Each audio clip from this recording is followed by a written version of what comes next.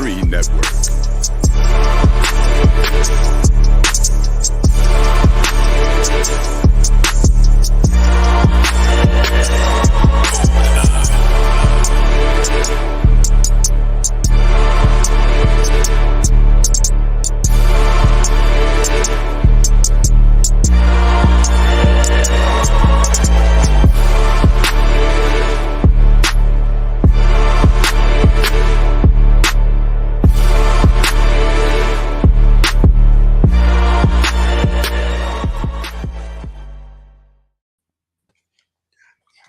Welcome once again. You're on mute.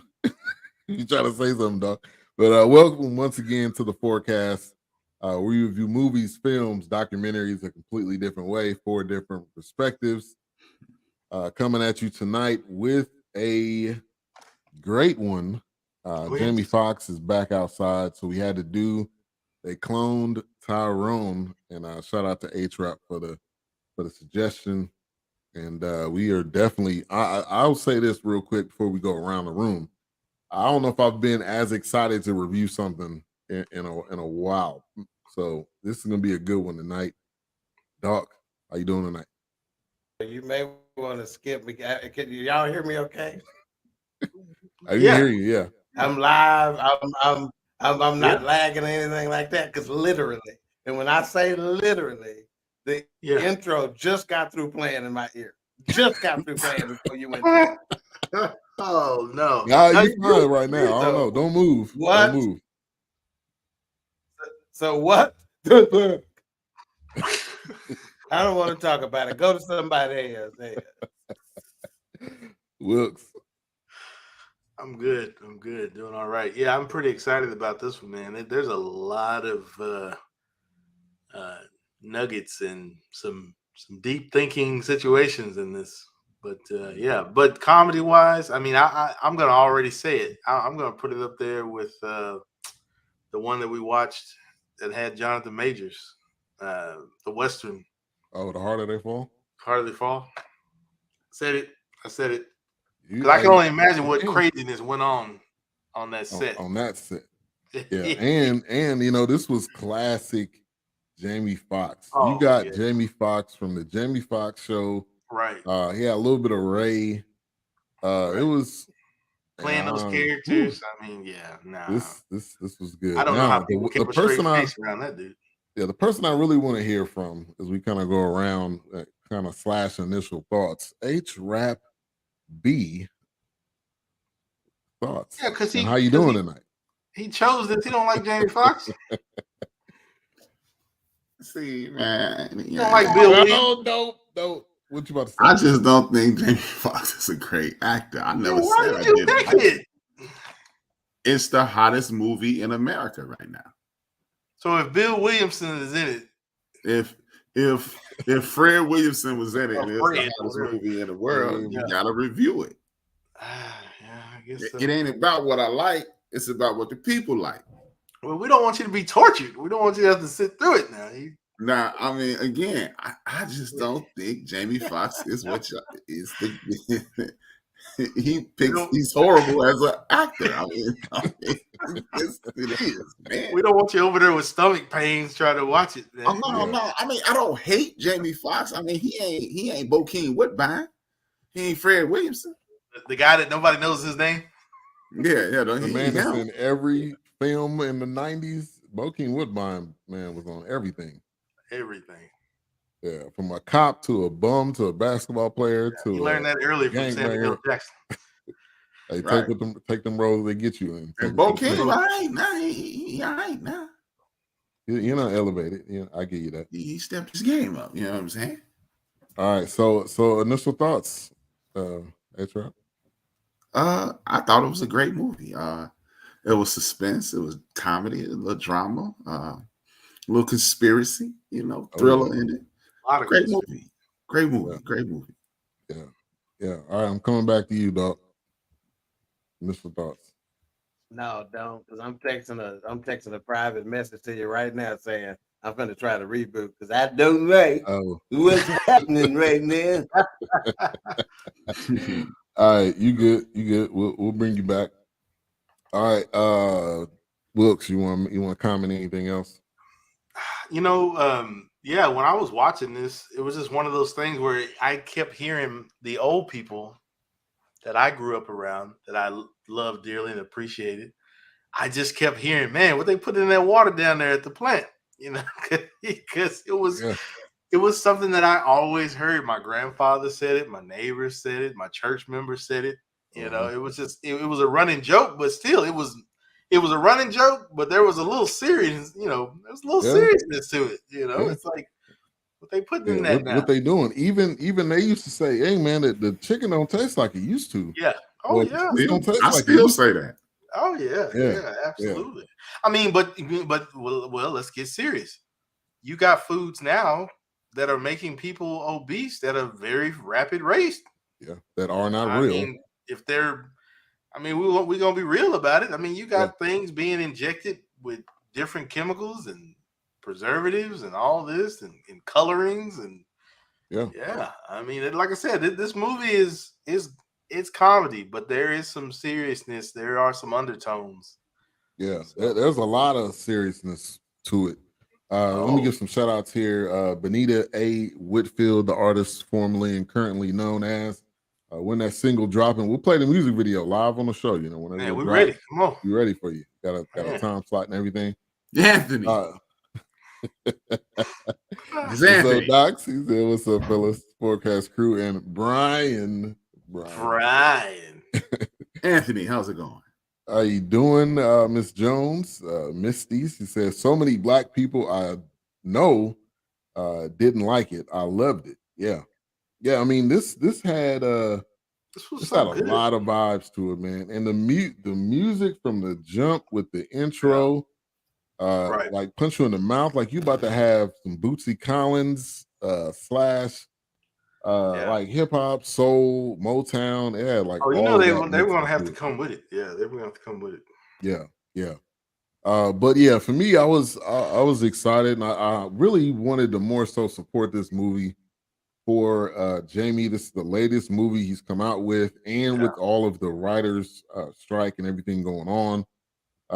I was excited to see this. I was gonna watch it regardless, but I'm glad we're reviewing it because it is the #1 movie right now on Netflix. So this is no time better than the present when it comes to movies like this. And this also encourages you out there watching to watch it. So let me read the description. A series of eerie events thrust an unlikely trio onto the trail of a nefarious government conspiracy. So we have Jamie Foxx, aka Slick Charles. Ain't no better pimp name than that. Right. Slick Charles. Yeah. And then we have John Boyega as Fontaine. And then we have Tiana Parrish as Yo-Yo. I didn't recognize her. I didn't look her up, but I didn't recognize her. Yeah, she was the prostitute. She's been in quite a few movies. She's been in a few movies? Okay. I think she's even been in some maybe that we've reviewed. Sex worker. Excuse me. And thank you, thank you for that. And she's in the Marvel. She was in WandaVision. Oh, is that her? That's I didn't even recognize it. It didn't look like the same. Yeah, she was a little thicker in WandaVision. I ain't gonna lie. Yeah, but thickness is not bad, folks. All right, let me get to another comment. The movie was great. Unfortunately, the depth of the message will confuse some. Absolutely, it will. Because that's why people. But I think that's why people didn't like it, because when people watch it, they're watching it for Jamie Foxx. They're watching it for I want to feel like Jamie Foxx show. I want to feel like laugh. I want to feel like in Living Color. They're not watching it to catch that seriousness, that undertone, the nuances. Yeah. But I think films need that now. I mean, we have laughed enough. All right. Yeah. If we can have a little bit of some laughter and some realness to it, right. I mean, I don't think that's not necessarily a bad thing. I think that's what comedy originally was. I think that's why I was saying a few months ago, or maybe a month ago, but it was just like and H-Rap has said this before, the comedian world has been watered down so much that's when you went to the comedy hour on Fridays and Saturdays, because they were saying things that you weren't saying on your job. They were talking about the news article. They were talking about people in Washington. They were talking about your grandmother. They were talking about the minister. You know, they everybody got it, just like Family Guy. Everybody gets it. Man, Family Guy just mows everybody down. They don't care who you are, what you believe in. Yeah. They will roast. Family Guy does not play elderly, young people. George Carlin, he's the same way. Everybody's getting it.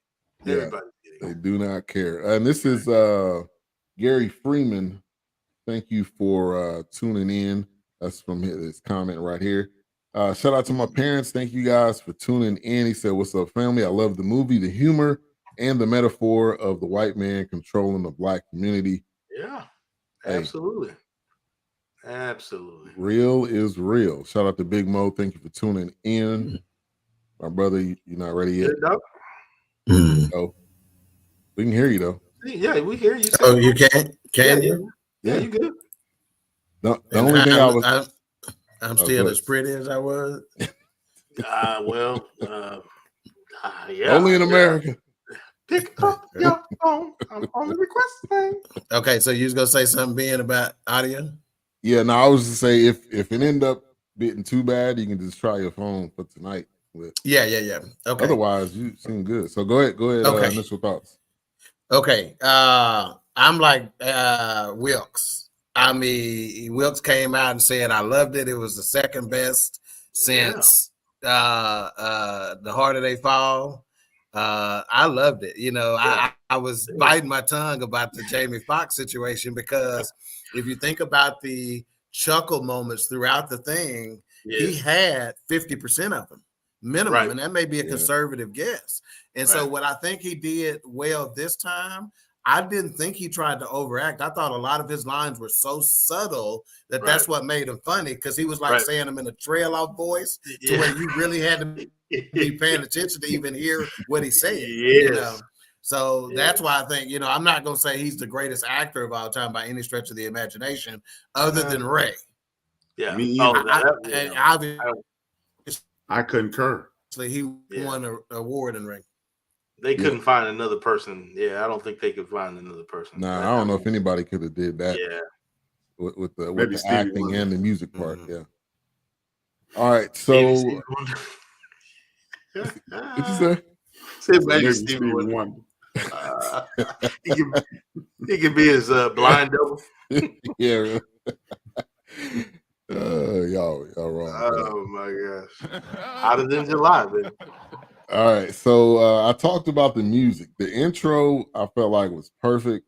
It kind of set the scene for the whole movie. I was definitely, like I said, I was feeling the music from the beginning to end. And dog, I think you weren't on, but it was like a mixture of like Bootsy, you know, Childish Gambino, his album "Awaken My Love." If y'all have not heard that album, it sounds nothing like the Childish Gambino you think it is. That was that type of music. Thundercat, Motown. I mean, it was music wise, it was crazy. Yeah, and it was super varied as well. I mean, you had people on the soundtrack. You had Al B. Sure, Michael Jackson, Alicia Myers, old school Alicia Myers, Diana Ross, old school. You had Gangsta Boo, Where Them Dollars At? Where Them Dollars At? You had PJ on there, and of course you had Erykah Badu as well. So the music and the soundtrack was so wide and vast that it was a statement of its own, you know. Yeah, definitely. Yeah. Holy Smokes is in the building. Thank you for tuning in. Oh, that's fam right there, I believe. Yeah, I think that's your crew right that's there. That's fam with the barbecue. What's up, homeboy? Big Mo says, dope movie. John Boyega crushed it. He did, man. This dude's range. We gotta have to start putting him in a conversation. Yeah, I was thinking the same thing. Absolutely. You go from Star Wars. He may be in some Marvel. He may be in something Marvel or DC possibly, and doing movies like this. And he did Breaking. Right. That was a hard role to do. That wasn't easy. So talk about, of course, Woman King. I mean, right. Exactly. Talk about John Boyega, A-Trap, for a minute. No, I'm just saying I hope he be in Marvel, because DC Comics, where they draws on the outside of their costume. They reset the button every time. Nah, we don't like that. Yeah, let's make another Batman again. No, no, we get that. We know what the storyline is. Stop making Batmans. Make a Joker 2, which they are working on. But you got to do that. They can't help it, man. Thank you, Anna, for tuning in. This looks like a good and interesting film. It is. I would 100% say watch it. Been following him since Attack the Block. I haven't heard of that one. Dope movie. Dope movie. John Boyega was one of his first films. There was a lot of stuff that I peeped throughout this movie. And A-Trap, did you peep the Got Drinks, the name of the store? Yeah. I mean, this was a dramatic version of my main man's movie. What's his name? Blake. What's his name? Damn, can't think of his name. I could see his face. He's a karate dude. He be in all the Tyler Perry joints. Married to Tasha. Like Dynamite. It's like this is like a serious version of Black Dynamite. Michael J. White. Michael J. White. Yeah. It was a lot. It was a lot of similarities with Black Dynamite, but from a more serious perspective. Yeah. I truly enjoyed it. Yeah, Big Mostly was rumored to replace Jonathan Majors in Ant-Man. He could do it. I was thinking that when y'all said he's going to be in Marvel, that's exactly what I say. So he's going to replace Jonathan Majors. Yeah, he can definitely do it. But immediately when Jamie Foxx comes on the scene, aka Slick Charles, and he says, "Who drank all the orange juice?" I was like, "Yeah, we about to get classic Jamie." Right. And that was a funny line. And you know, for him to play, this was the perfect role for him. I don't think he could have played the John Boyega role. I think this role as the pimp was the perfect role for him. Anybody disagree? Not at all. Not at all. It's in his wheelhouse. And honestly, when I seen stuff like that, I immediately was thinking South Dallas, family members. I mean, yeah, Jamie was pulling. He was definitely pulling, and just you know, to play his ball, so stuff like that. Yeah, that was perfect. It was, and I like that he kind of took a back seat because it wasn't really him. Right. So it wasn't his thing. It was like, I'll let you shine. Yeah, agreed. I like that. Yeah, and Boyega got really.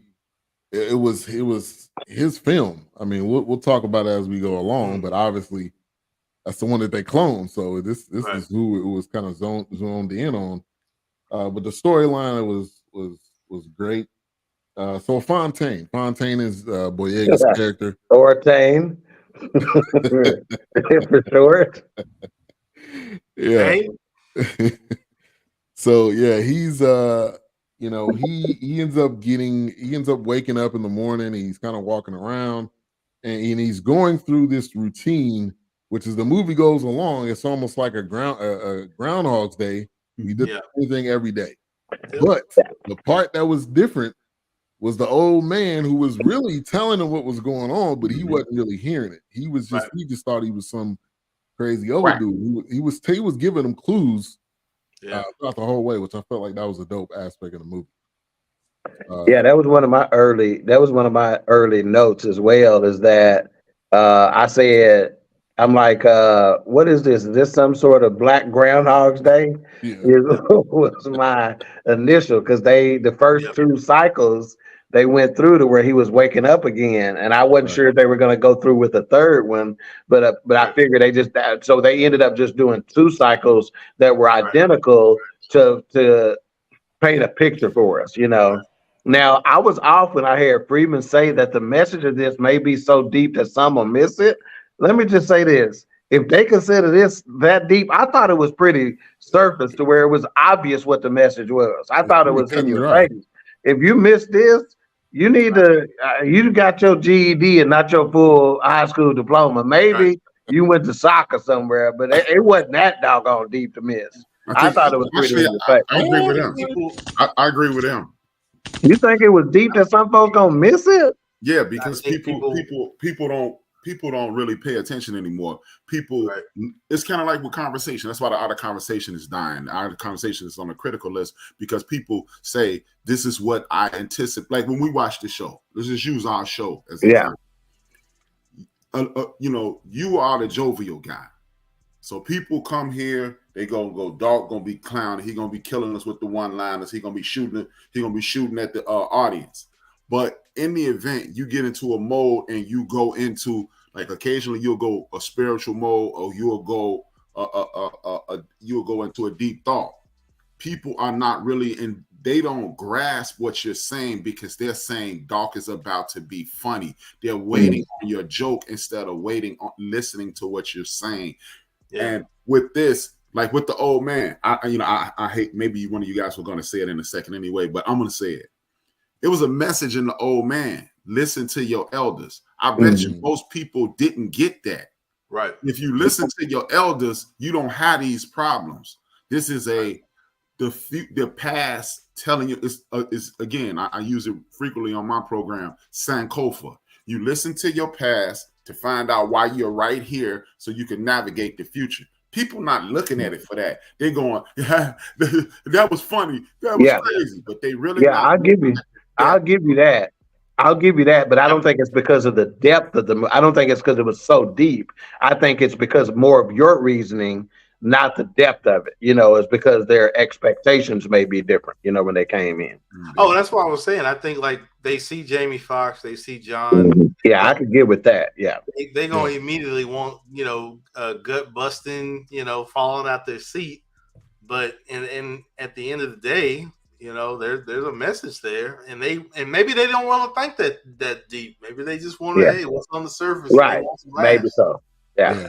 And a lot of people, they want to watch it for the surface. Yeah. Right. And for me, so another thing I missed too, being just real quickly on the intro and my initial thoughts is that the instrumental intro, they had me, A-Trap, you know, if I'm a soundtrack guy, these men like had me off the rip.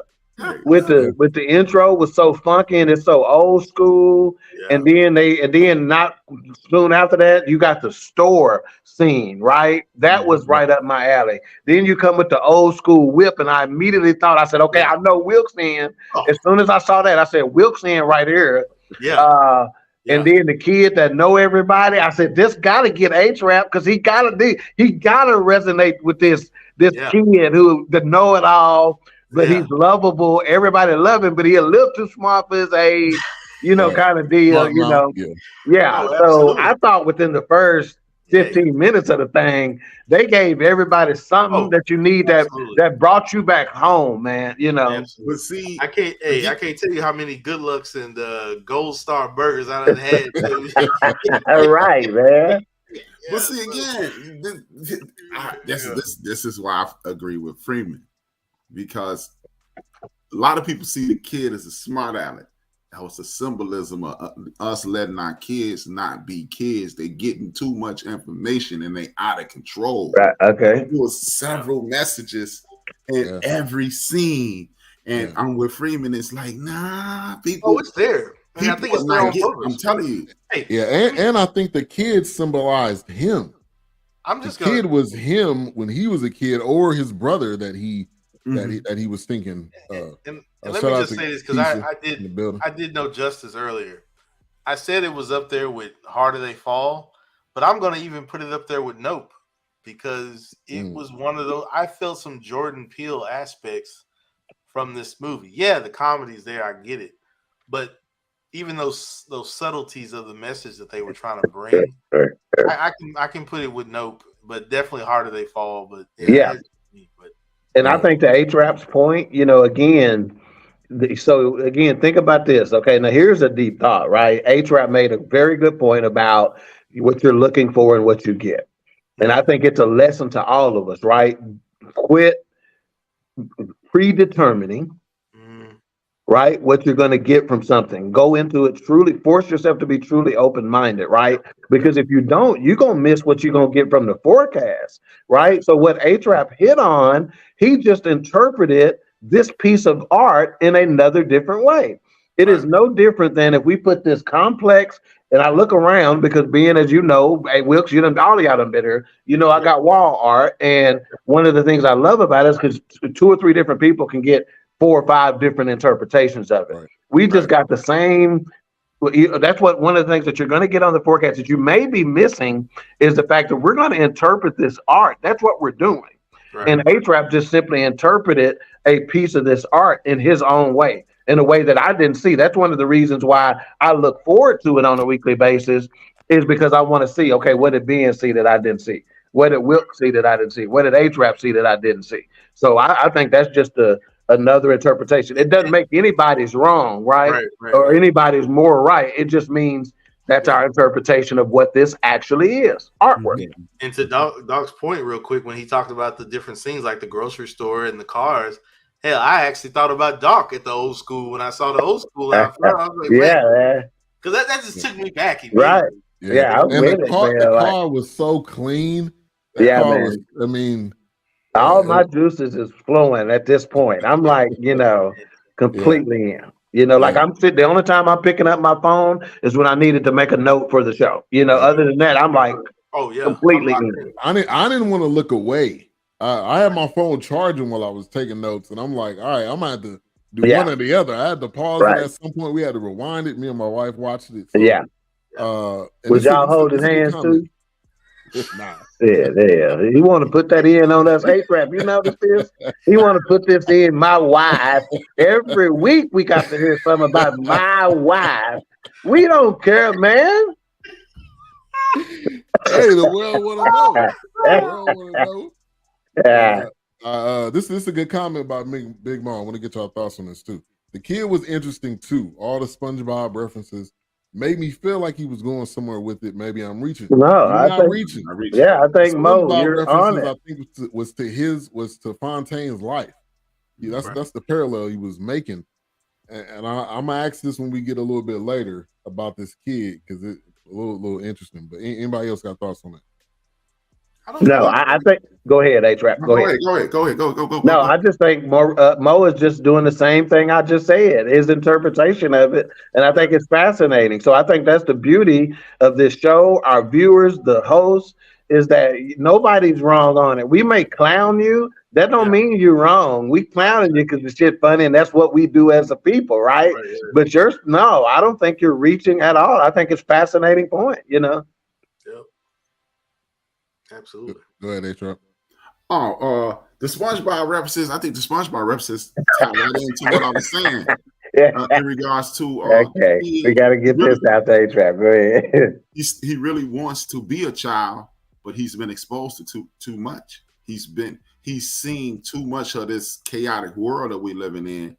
He hasn't been brainwashed yet. So I'm really a child. I have the childlike mentality, but I've been exposed to this wild, ignorant, crazy world. So I'm being a kid and I'm talking, but I'm talking on my level. Mm-hmm. But I'm talking about the ugly things that I've seen. Yeah, and even to tie the kid in later in the movie, y'all noticed that this was after he realized that he was a clone. Okay, Boyega's character, and he listened to the kid in a different way, and it actually made him chuckle. And you could say he had this look on his face like, I hadn't really been paying attention to you like this. Right. You feel me? So that supports A-Trap's thought process on it too. And it was almost like, man, I know you on a different level now. It's kind of the sense I was getting. And I mean, I'm gonna go ahead and say it now. Was the kid cloned too? Because they never said that, but that again. They never said it, but he kept showing up next to him at the same time. Or he was a plant, he was a something, it's possible. And we can go even deeper than that. Was the kid the old man in front of the store? You never know. So I think that what the beauty of something like this is, again, because we're interpreting art, what did the artist intend for it? What was his so again, they never flat out said the kid was one of the clones. Right. But neither did they say Yo-Yo's character, she never was identified as a clone either, right? Well, they said she wasn't. Yeah. Well, she was the They only never- one out of the I'll clique. do you another I one. think Yo-Yo's character is when we get to Yo-Yo, I got something for y'all with that Yo-Yo. It's super. And I think the Yo-Yo character is super duper dope. I'll do you another one further. Just like I felt like there was some Alice in Wonderland references because maybe the kid is like Cheshire Cat. He's always popping up in the right moment. That's what I call it too. He's always talking to Alice. He could be that Cheshire Cat. Ben, get to your mama comment about when we said we don't care. We do care. That's your daddy. Okay, I ain't gonna say that. I already be quiet when your mama say something. But this Paw, this is dad and son. Oh, I sure ain't gonna say nothing about this. Pastor, yes, sir, Pastor. My fault. Yes, sir. That's all I'm gonna say. Yeah. All right, Keisha said, Ben, are you trying to give us a clue that we're watching Hustle and Flow next week with your little pillow looking decor? These are sound panels. That's so they still supports Hustle and Flow sound panels. Hello, yeah, but makeshift hood ass sound panels. Hey, but this whole movie had a Hustle and Flow. I was waiting for them to play Whoop That Trick at one point.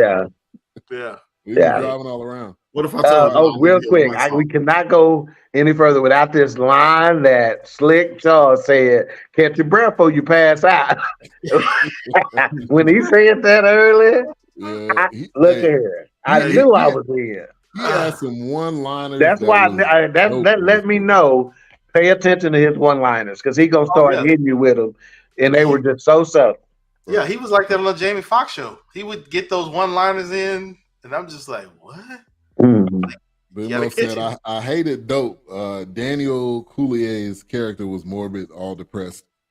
It was a different role, but I felt like it was still a good movie. But it's one of them, it's a Peel movie.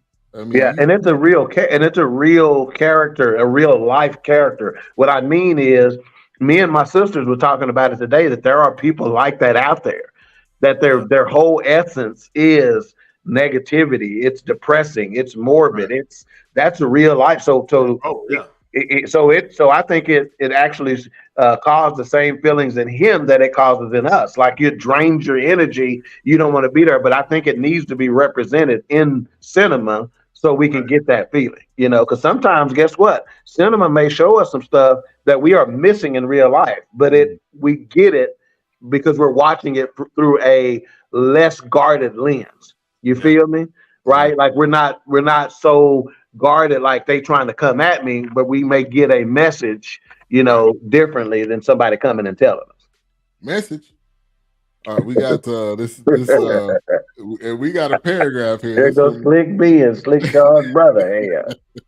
Hey, Gary Freeman, if you're in the Facebook group, do me a favor, go to StreamYard.com/Facebook so we can see I can see who you are, but everybody else can't.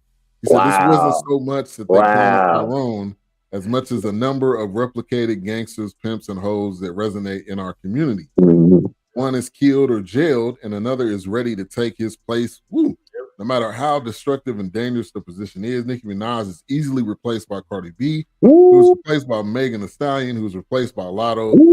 A willing group participating in a perpetual cycle. You see, it is masterful mon bots like that I say the reason why I've been chasing Gary Freeman to put the philosophy on as a podcast on BS3 Network. Right. I've been chasing him for probably 2 years now. It's because of stuff like that.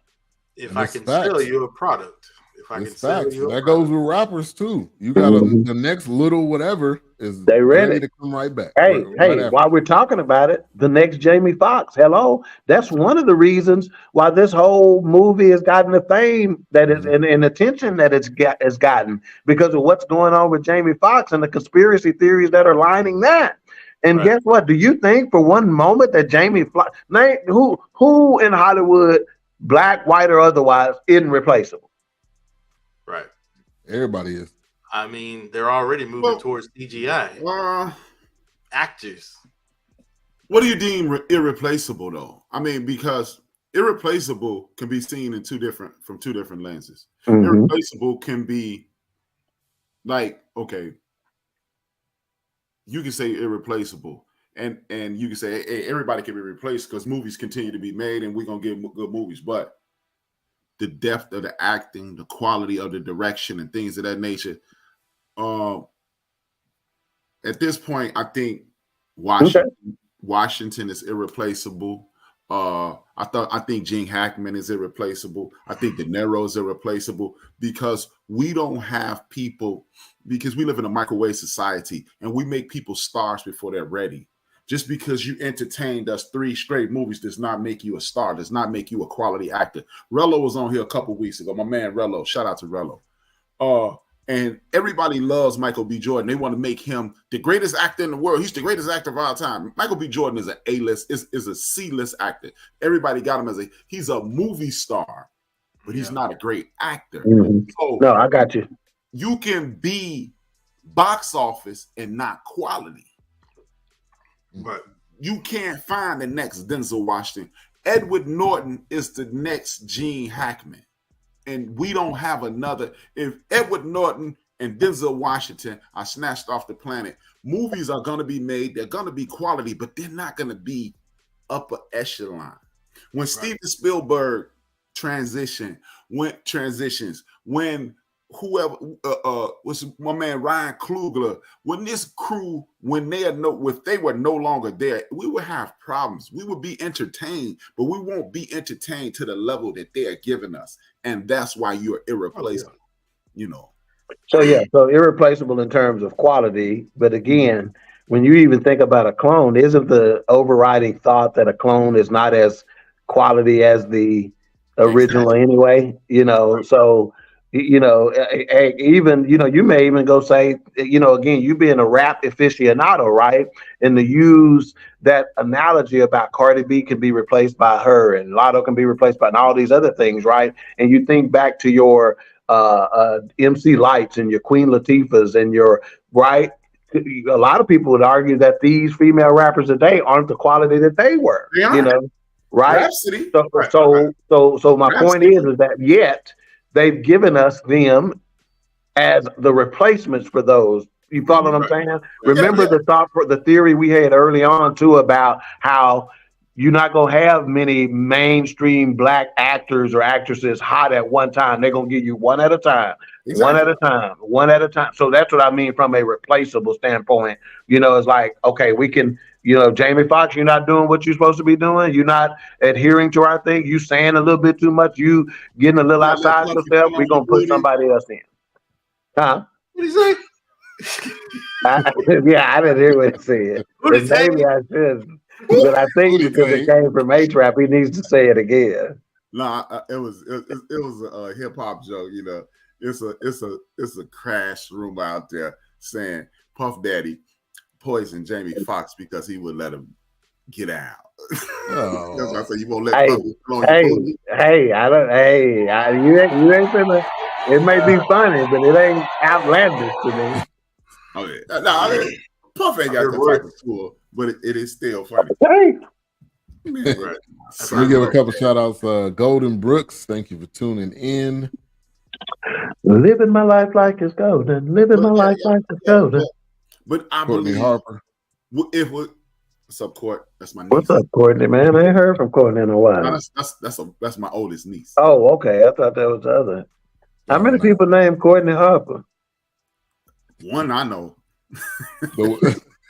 Courtney Harden is what you're thinking. Harden, yes. What did you? Harden. No, I know a Courtney Harper too. Oh, but see, that's in essence that is most definitely.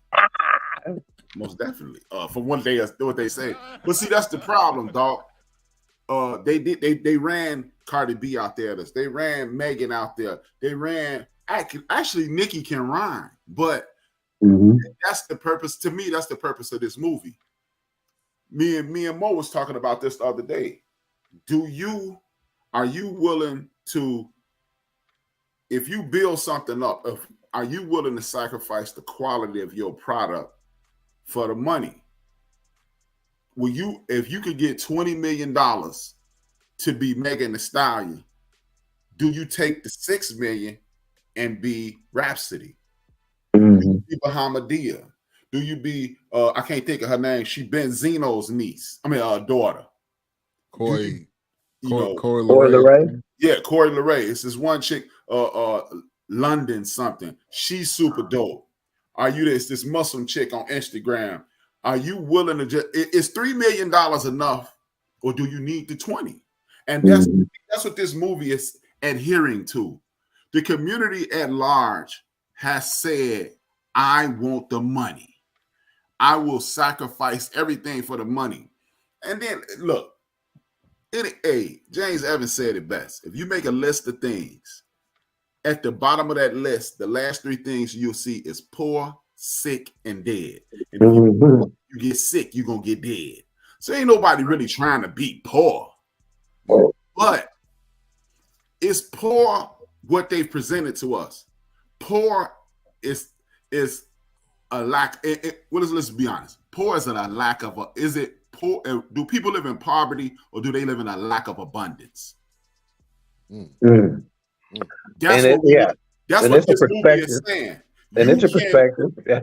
You because people in the projects, my sisters are in the chat room.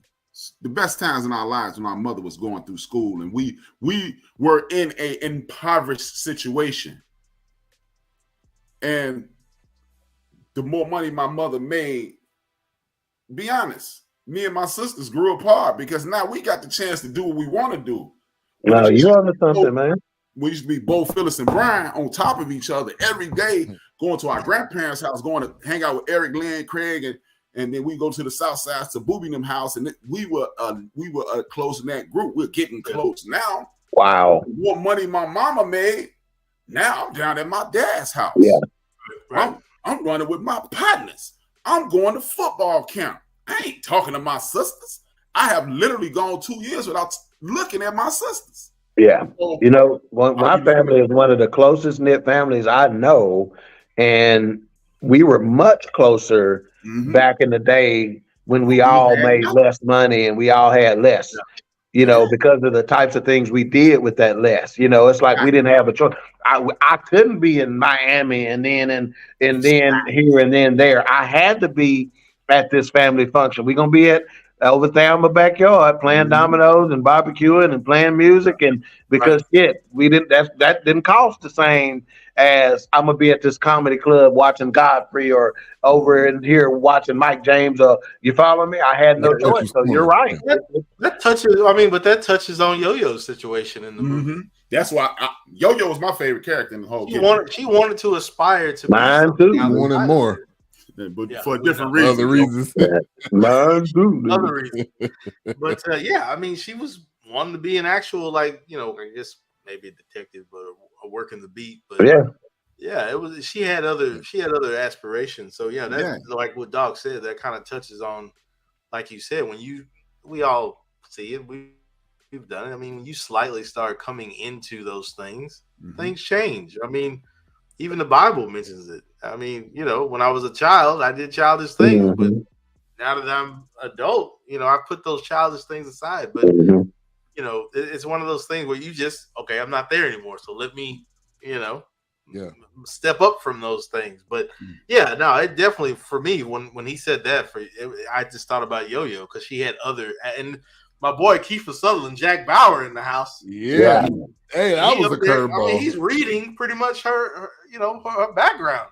Yeah. He came with it though too. In a film with 95% black people, Kiefer Sutherland held his own. Yeah, no doubt. He didn't look out of place. He didn't look like, oh, this is a role where I had to do it or whatever. He played that role. Yeah, that was hilarious. What Mo just said, that was hilarious. Yo-Yo took the wig off. Yeah. He was about to cry. Mama, no. Not like this. Yeah, man. But that's why I agree with Gary, dog. It was so many underlying messages in this movie. This to me, you know, and I'm not trying to I'm not gonna break my arm, pat myself on the back. This movie to me was an episode of Build and Destroy. It has so many community empowerment aspects to it, and like okay, I'm gonna go ahead and cut to the chase. Just like in the what's that? Lovecraft I don't Country. know what this comment means. Everybody assumed that Jonathan Majors was the star. And it was really Jussie Smollett's sister who was the star of that movie. The women were the star of the movie.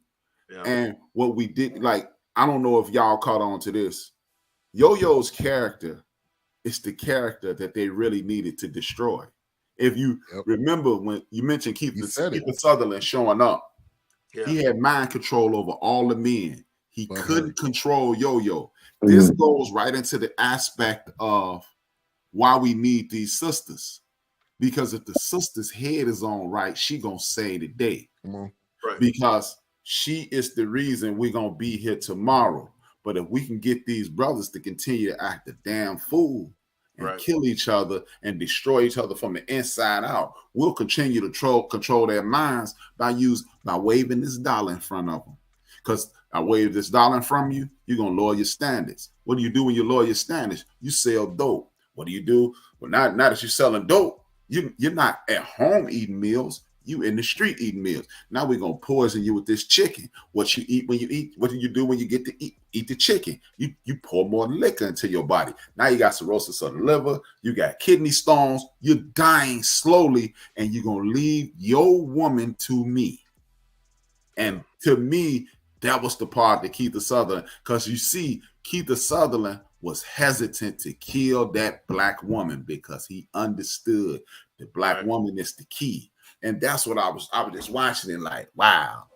And it was dope the way they just slid it in. And that's why, going back to Gary, that's why a lot of people didn't see it. The woman was the prize in this.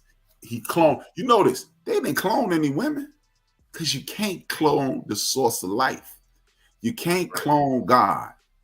But you can clone the rest of these people out here. And the rest, as many as people, if we can use mind control and control these dudes, the woman is powerless because she has no defense and she has no ability to reproduce. And then I step in and annihilate you. Well, that's what I saw. You breaking it down. Breaking it down for real. All right, I wanted to get to so Fontaine gets killed. So at this point in the movie, I'm like, okay, I'm figuring he's not dead because he's too much movie left. It's a clone. He's cloned. So I'm like, what's going to happen from here? And he basically just wakes up. So my mind immediately is going like, okay, how does the process work? Later on we figure out that when somebody dies, they basically pick them up, take them to this underground warehouse or facility or lab, and basically bring the other one up to the surface, and he wakes up and he starts all over again. And I felt and the guy that actually killed him, who's also another good actor, shout out to A. Alfonso Nicholson. Isaac was his character in this film. Was that the same guy from The Get Down? That wasn't the same guy from The Get Down, was it? I don't know. He's I don't know what happened. I haven't seen The Get Down in so long. I think he was on P Valley. If anybody watched that, I didn't watch that. No. He was in P Valley, but so he dies in the car. Wilkes, where do you think it's going from there? Oh, when he's pretty much pinned in right there. Yeah. It ain't gonna be good. I was like, well, here's the one thing that I thought, because I kind of rewatched the opening. I watched another 27 minutes before the show came on, but I didn't catch it at first because I heard the hip hop playing loudly. Because if you notice, they were using the music to control their movement. Yes. So when Keith Sutherland pulled up, if you listen, the car was playing hip hop. So I thought that was the same car, but it wasn't. But if you notice, it had that hip hop music. I need you to carry out this hit. But when he was in the car, I was like, yeah, this ain't gonna be too good. I was like, this ain't gonna go right. But I guess it was one of those things that was needed, because it was like, man, how are they gonna go? Where are they gonna go from here? Yeah. And I was still curious about. I like the fact that he was able to kind of see himself walking down the street, Mm-hmm. and he came back. Right. But yeah, that right there, I didn't really. But then I saw the guy get out limping. And I was like, oh, that's the guy he ran over. He hit that dude with the car. Right. But yeah, that was crazy. I was like, man, they already got you pinned down. I was like, as soon as you get out the car, they busted. I was like, man, it's over. Yeah, and that SUV, yeah, when I seen him walking, I mean, I had a sense it was him. He was limping, he was walking, and as soon as he kind of looked, and he was like, hold up, look like me. But he ended up getting picked up. A-Trap, anything you want to touch on with that? Oh, I'm gonna touch on what Wilk said. Big Illinois used to do that to me with the hip hop and mind control. I am living proof that it works. Me and Big Illinois, when we first started working together. And let me address this in a minute, because I got something for her. She coming for the wrong one. See, she think I'm CJ. I'm not CJ. I can't. You can't. I promise you can't hold me. So now he ain't gonna disconnect me like he disconnected darling Nikki. He gonna disconnect me like he disconnected Keisha. Go ahead, A-Trap. Go ahead, A-Trap. She is. You know, I'm telling you, I'm not the one. This ain't the kind of smoke you used to. I promise you it ain't. I've been doing I've been doing this since 1985. I really have. This ain't no new thing to me. Go ahead, A-Trap. Okay. The nigga said I walked out. I walked out. I woke up like this. Yeah, I woke up like this. Look at go. The music thing is the mind control with the music thing is real. Big Illinois used to do it to me. Me and Big Illinois, we used to work together downtown Chicago. And, you know, we ain't had nothing else to do. So both of us live on the very, very far north side. We live literally cross street from another town. Like quarter mile from another town. At the very tip of Chicago. I mean, you walk to the gas station, you was out of Chicago. Yeah. So late at night, we ain't got nothing else to do. So we go get something to drink, go get something to eat. We sit up, play Madden all night after work. And we ain't going to work tomorrow, we good. So we sit and we playing best of 7. If Big Illinois lose 2 games in a row, he would put on R&B. He knew I had this little protest against R&B at the time. He would win 3 games in a row. And I'm sitting there like, what's going on? Why can't I win? Yeah. Then I'll go, and then it'll be like R. Kelly song come on. Hey man, turn that mess off, and then I'll win. So the music definitely, even in the Wu-Tang, in the Triumph song, Master Killer said, "The dumb are mesmerized by the drum." If you listen, hip hop in its purest form, it's uplifting, even when it's being funny. Like G-Rap would talk about killing people, but he would make it funny, which would remove the treacherous portion of it. What they did with the culture is, to quote Big Mo, they took our rally cry. They hip hop music is Negro spirituals. This is all Big Mo. This is not H-Rap at all. Hip hop music was Negro spirituals on steroids. And the power brokers of the world took it and made it a weapon against us. Where when you are on a farm or on a death camp that they call plantations, and our ancestors were singing these songs telling you how to get up out of here, we took that in the 70s, and in 12 days it'll be 50 years old. And as Mo stated, we put it on steroids, because now it's on radio, it's on TV, and it's waking people up. And they said, well, if it can wake you up, it can also put you down. And that's what they did. So Ice Cube and Ice-T told stories, and Just Ice told stories about what they called it reality rap. They called it gangster rap, and they promoted people like MC8, no disrespect. They reported other guys who were talking about senseless, unnecessary violence, and it became a weapon of mass destruction versus a weapon against the system. People don't realize hip hop has always been rebel culture. And that's the problem. Well, hip hop has been rebel culture since the Fatback Band, and now it's just fat ass dude named Rick Ross talking about stupid. And that's the reason why when you listen to if you listen to the radio, if you just happen to listen to it and leave it on all day, you'll realize that there's literally probably 5 to 10 songs that just get played on a loop. They're not playing anything new besides what they do at night when they say, let's play a song and see if you like it or not or whatever. But they play the same stuff on a loop. That's mind control, like A-Trap said. And then it goes to when you at a club, they go play the song that's going to get you hype. Then they go play the slow song. And then they go play another hype song. Like this is exactly what happens in our community over and over and over again on the radio every single day. So it is one of the reasons why Ben, you and I were in the same ministry, and at the time, one of the biggest things when we were early on, when we were babes, is we had to cut out secular music for a good period of time because it was really interfering with our ability to learn, to be perfectly honest with you, you know, and put us in that mind frame. Like I had to walk away from it for a while, you know, because of that very case, you know. Now, you know, that I've gained more knowledge, I can listen to it because I'm listening to it from a different perspective, you know. And I tend to not go, you know, like I said, there's not a situation where I won't necessarily go and listen to rap, new rap, et cetera, but I'm listening for a very, very different reason, you know. But no matter what, you know, it says faith comes by hearing. And a lot of people think that's only pertaining to what you hear from a word standpoint, a word of God standpoint, but that's not the case. Faith comes by hearing no matter what you're hearing.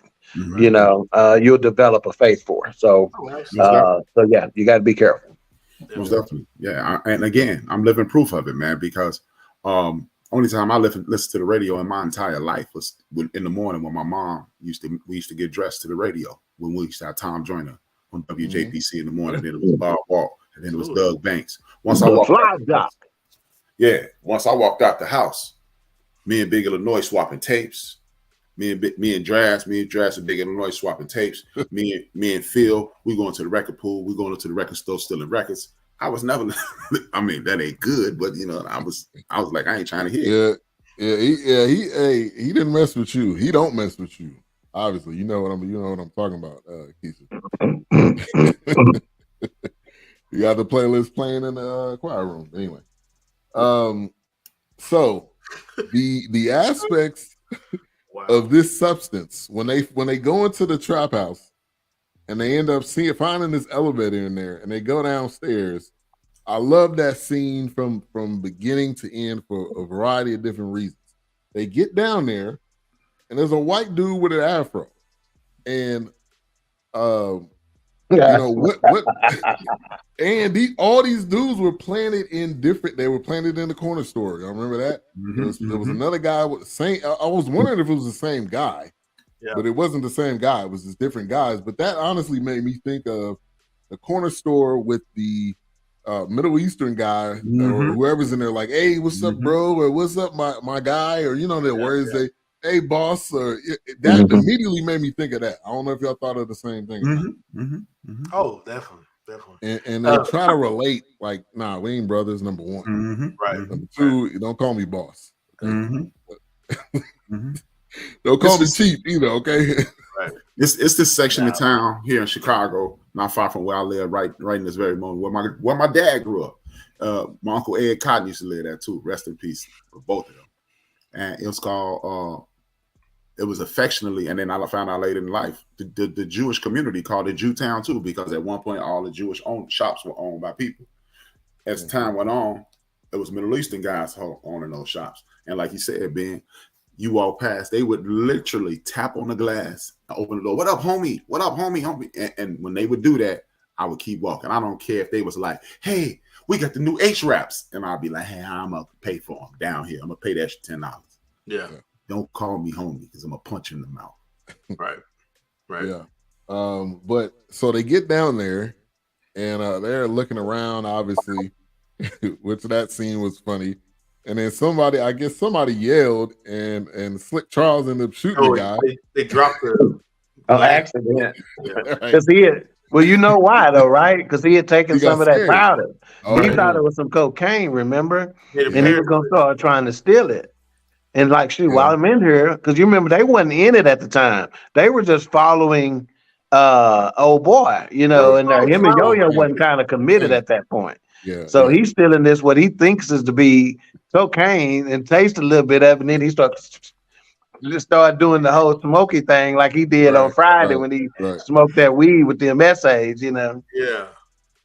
Yeah, he was listening to Don't Stop Till You Get Enough. He was. But yeah, that so they get down there and yeah, they thought it was crack, but they had that reaction. I didn't really catch on to that until they got to the chicken spot. That's when I was like, okay. And look, how many chicken spots is in our neighborhoods? How many if you go to Sally's and whatever that I'm not saying all of that stuff in that store is trash, but I am saying a lot of that stuff is poison in women's hair. You talk about the other product was the grape juice. The grape where the church drink. was just lit, wasn't it? Right. Yeah. And they even made the and reference. There were so many empty bottles of it. Right. They made the reference to Jim Jones, which David Allen Greer. Yeah. Man, first of Greatest all, hood preacher. As soon as I saw that he was going to be the preacher, I'm like, okay, that's a win. Oh yeah, I was like, this right can be there. gold right here. They better give him a whole little scene, which they did, and he was in full Martin mode. What was the name of the pastor? He wasn't that Pam's uncle. What did it? I can't remember. I don't know. He was always trying to Think touch his on her, name. so I don't know if that was his uncle. What his name was? Something do wrong or something like that. Yeah, but David Allen Greer, that was greatness right there. But yeah, touch on the scene, Wilkes, when they're going downstairs and they starting to figure some stuff out. At least Fontaine is, and like Doc's point, I know the other two weren't really fully in yet. Yeah, for me, as I'm watching all of this go on, so I'm not gonna make this long as possible, but I was getting some Mod Squad vibes when they were going down, kind of investigating things, but it was just so funny. I was like, man, this dude over here busting the Michael Jackson video. Right. Yeah. So let me interrupt you for 2 seconds, Wilkes, because you and I are on the same page, and I'm gonna see the rest of my comments about this scene. But I said the way they came out of the elevator, and that's what you saw to be able to say Mod Squad, because they came out the elevator so cool, like whoever the like director. Sad. Everybody was in on the shit. Like they came out like 70s cool. Like we finna, we kind of did. Right. It just took me back, and then just kind of investigating things and kind of getting that knowledge. It was just like, wait a minute, y'all trying to get over on us. But it was just a lot of vibes going on when they were down there, kind of checking things out. But yeah, I love that scene because it was very integral to what was happening. Was he going to turn? Oh wow! Wow! Oh, we'll get to that in a minute. Hey, this is a real comment right there. Here, she said, "Hey fellas, honest to God, them relaxers that effed me up. I'm glad they touched on that in the movie. A lot of women. Here's another thing. They portray like natural hair is ugly and it's not pretty, or locks is not pretty, or you got to have long hair. That is a myth."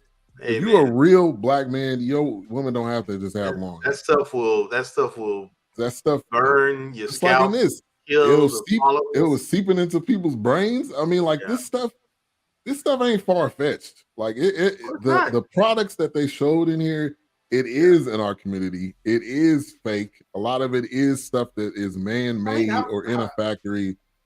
And them Girl Scout cookies too. They be sprinkling some type of pixie dust on them too. I mean, how many times have we said, it's like, oh, well, that don't taste like it used to. Well, they changed the ingredients, what they right? Yeah. I mean, we've said it many a times. They look like Black Charlie's Angels. I was thinking that same thing. And Wilkes, as soon as I say that, I generally break up with them. Hey, you got to, man. Thank you, A-Trap. See, usually Wilkes gets it first, A-Trap. But see, A-Trap is really focused tonight. You don't taste like it used to.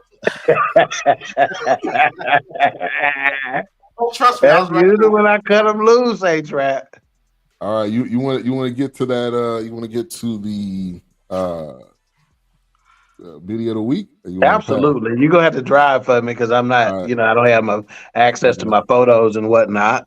As I was looking over the cast of this and I saw who was in it, a couple other folks that was in it, I thought there were a couple of candidates that was going to be here. I wasn't sure what role anybody was going to play. But you remember last week I told you it was the quickest I done ever got to Beauty of the Week. Well, this week is the second fastest I done got there because in 10 minutes I was there. And when I say Tiana Paris playing yo-yo, don't put that first picture up there. Let me just say this. Because with brothers, it's this thing, right? And they ask, okay, you lean toward them yellow hammers, them red bones, or do you like them black of the berry, the sweet of the juice, and all this other kind of stuff? Let me just say this. For those who wondering, first of all, I'm an equal opportunity employer. Let me just say that.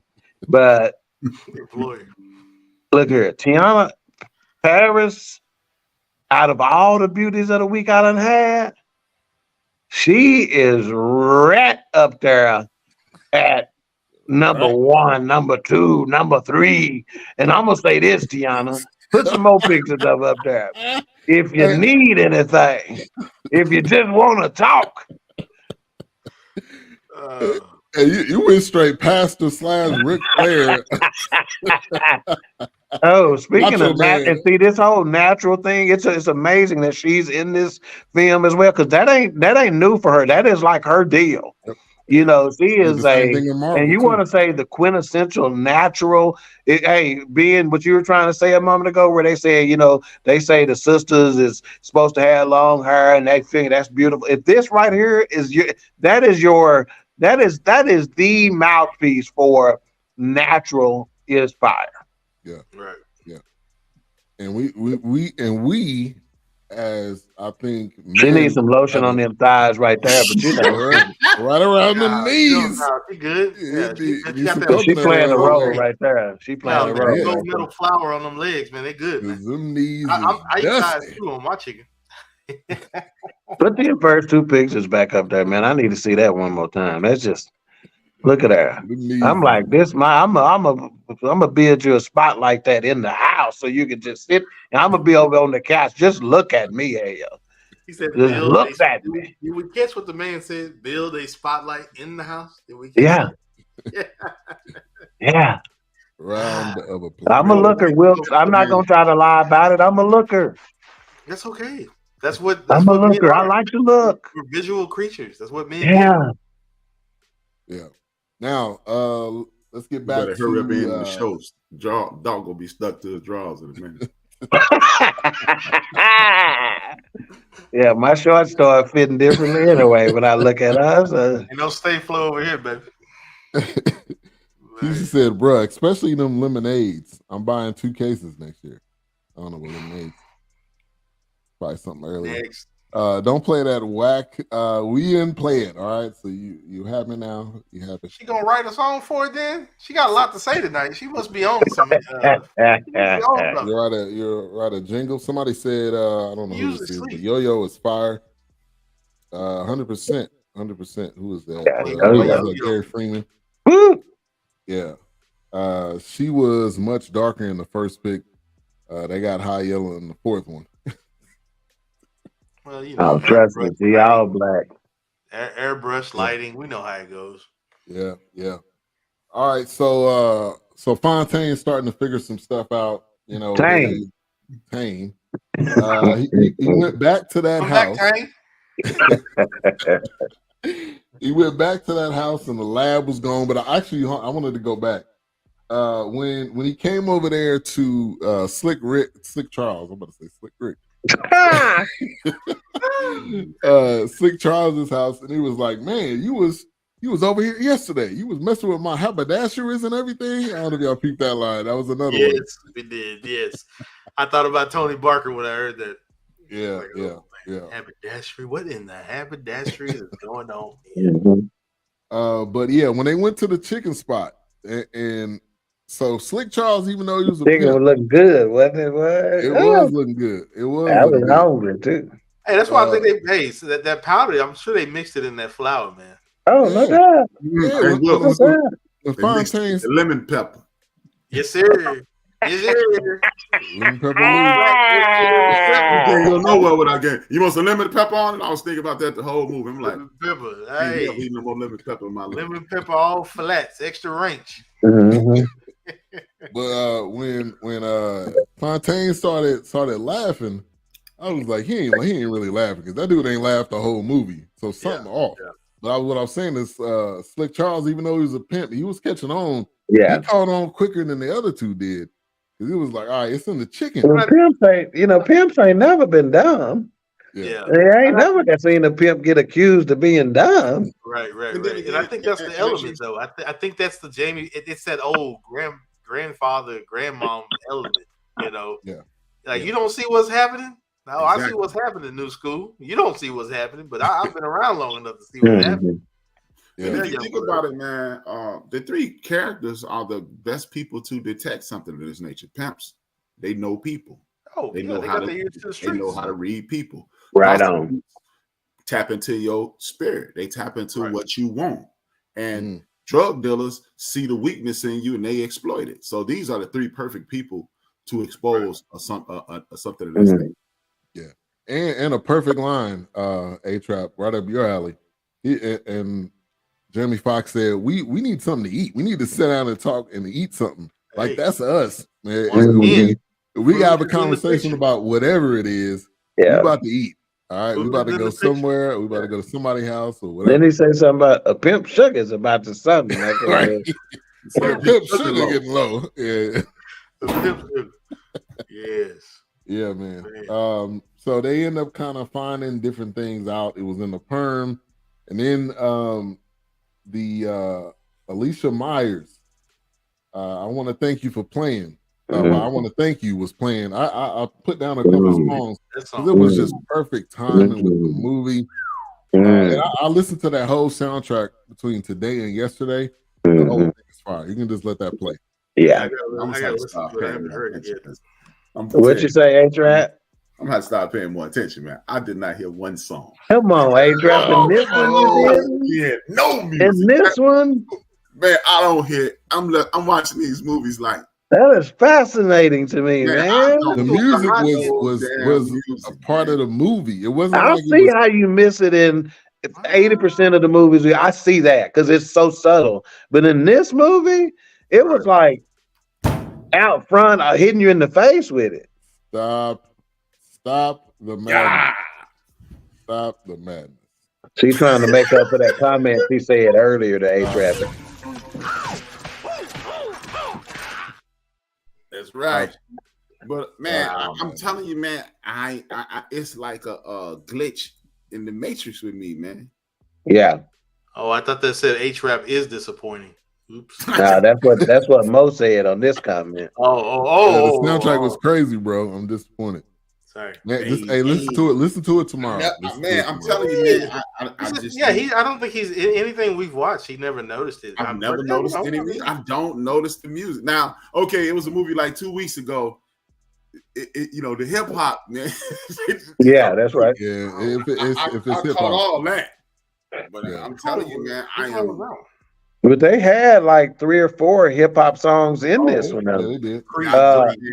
And I think some movies actually go out of their way to incorporate the music into because it's helping them tell the story.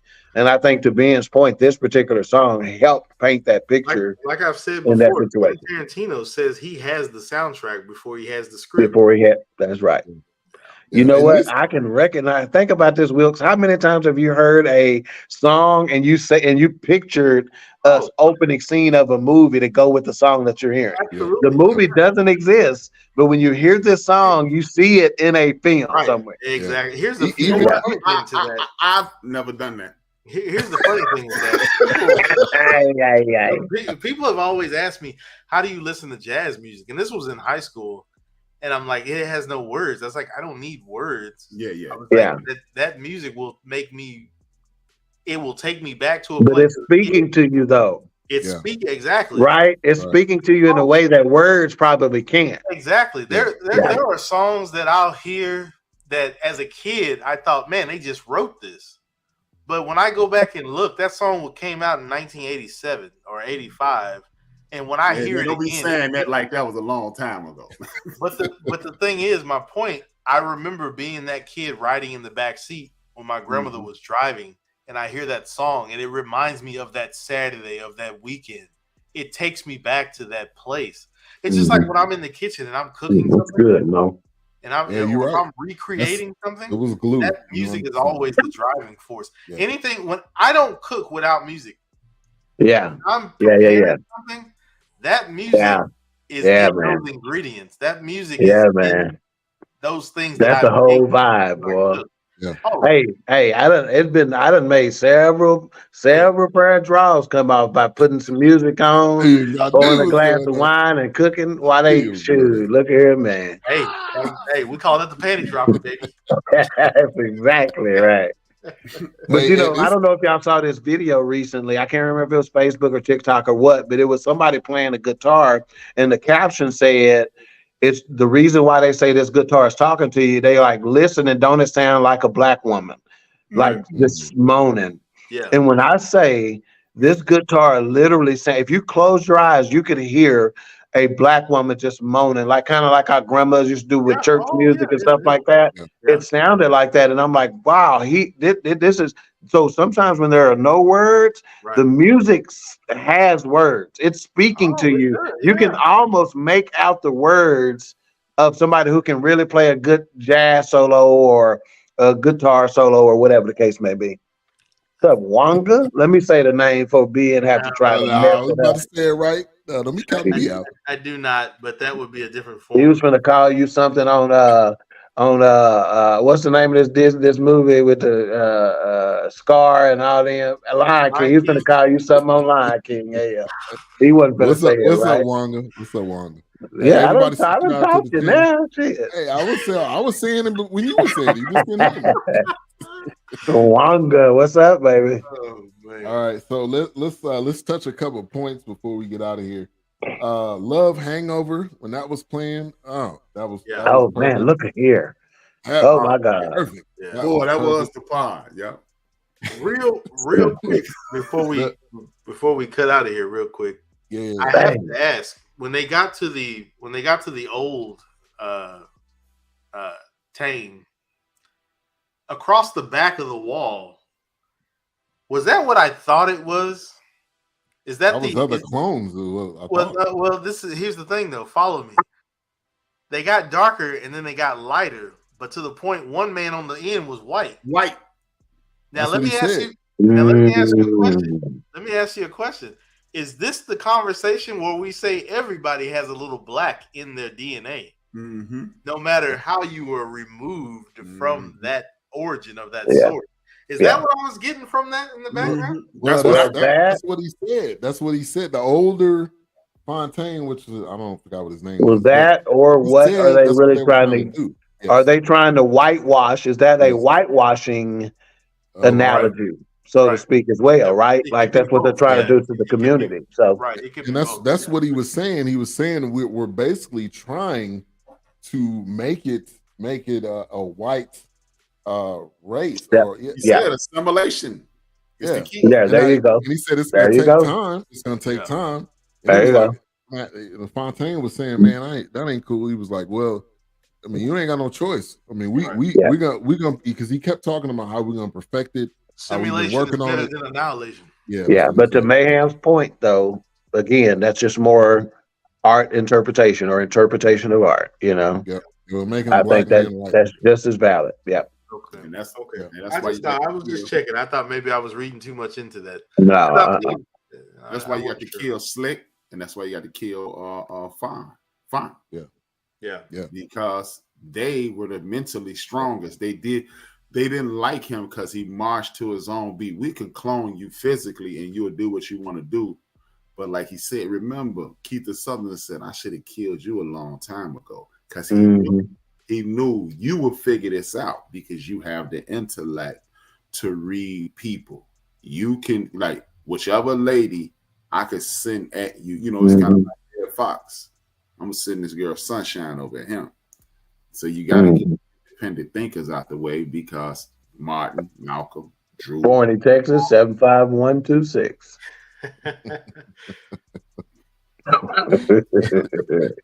But one, so when Kiefer Sutherland pulls up, and you know, all the people who were basically directed to go and mob the car, and they all stop. Kiefer Sutherland pulls up.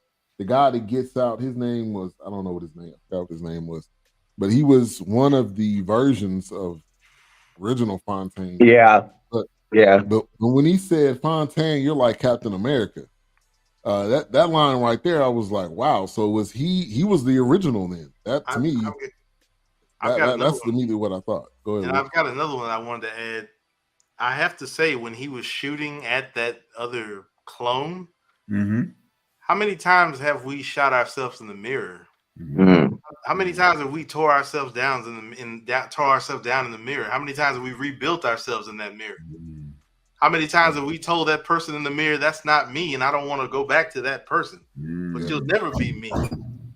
So it's a lot of nuances and undertones that I got from this movie. I don't mean to try to get too deep, but it's just things that I saw. Hey, that's the forecast. I mean, I've made so many mistakes, and I've seen myself in that light where it's just like, I don't want to do that person again. You know, I don't want to be that person. How many times have I tried to destroy that person in the mirror to move on from that? How many times have I've been tricked into destroying that person? Exactly. Oh, absolutely, absolutely. Because when you're looking back at yourself, it's you immediately start critiquing, or you immediately start worshiping. You know what you're becoming or what you didn't become. So I don't know. It was just me, but I just saw little things there. And Big Mo, you're right. Sutherland played that role too well, man. That's okay. That's okay. That's what he do. That's what he do. I mean, he's a good actor. The club scene outside was my favorite. That was. And we're on the phone when the hood made it to the underground. He was like, "Guess where I'm at? The underground. Hey, bring you. Right. Bring some of the shorties through, man. Yeah, real quick. Hey, I love that part, man, because that showed us. Quick, I felt like Thriller also too. They had a Thriller zombie kind of thing going on. On that scene where they all started rushing at the car. I agree with that. Wonga, right on. Fight is ultimately against yourself. Right on, Wonga. Right on, man. And you don't know how big that is. That silently might be the most powerful statement of the entire program. Silently, the fight is ultimately against yourself. That may be the most powerful statement of the entire program. Yeah. All right. So basically all the clones get released and they're all naked walking around. They don't really know where they are. And let me back up real quick. So the underground, the people that they found, they would bring there. They would put them. This is your chance to do the. Oh, not the digital underground. Okay, my bad. They would put them in basically a rubber room, and they would pretty much torture them. Now the cloning part, that part I don't know if they ever really touched on, because unless they basically took their DNA or something. But I didn't see when I guess they took it when they put the perm in the hair. That part they didn't really touch on too much. Go ahead, Ashraf. Well, from what I took of that is, okay, let's address the cloning portion. It was a DNA thing because remember, they killed his brother, killed my man uncle, and the brother came in and wiped up the DNA, and then that's where he took it from. And that's what he said. The old dude, that's what he said. Yeah, there's so many interpretations of that old dude too. The old version that is actually, it's the black guy who's actually helping them do the cloning, and it's his science and it's his, you follow what I'm saying? That's another one too, is that they gonna use somebody in the community kind of thing, right? You know, that to break that down, you could take a whole show to break that aspect of it down alone, to be perfectly honest with you. Oh, indeed. And in regards to the torture that you saw, I believe I saw that as them seeing just how far they can push us before we break. You did sleep deprivation. They had the sister with her eyes open. I want want to comment on pressing that. in, had them fighting against things. So we're gonna get you to the brink of it. Was in essence a 2023 version of what they did to Break a Buck. Right. Real quick to A-Trap's point, he brought it up. I was going to mention it earlier. It's so funny because when I saw that and they had that woman's eyes wide open, I was like, man, this is Stanley Kubrick's Clockwork Orange. And not just a few seconds later, Jamie Foxx says, they Clockwork Orange niggas. I don't know if you given that. That's why you got to give a huge shout out to Jewel Taylor. That's the brother that was the responsible for the screenplay of this movie, and he actually directed it. You got to give Jewel Taylor a huge kudos. That's why I said I got to put it up there with Harder They Fall and Nope, because if you didn't watch Nope the right way, it just would have just rubbed you wrong. It's one of those. You got the comedy, you got the stuff to laugh at, but it's just too much that's just so similar to me. But and I think Jewel Taylor, the success of this is going to get him some more opportunities as well, some more freedom. Yeah. Was there some Boys in the Hood references when they went to LA? I kind of felt like there was a that part was so dope too. Or because maybe I don't know. Because that was so that made me think like, okay, was this before or after Fontaine? But here's the other thing. It's called They Cloned Tyrone, and there was like, ain't that you, Tyrone? Well, that's right.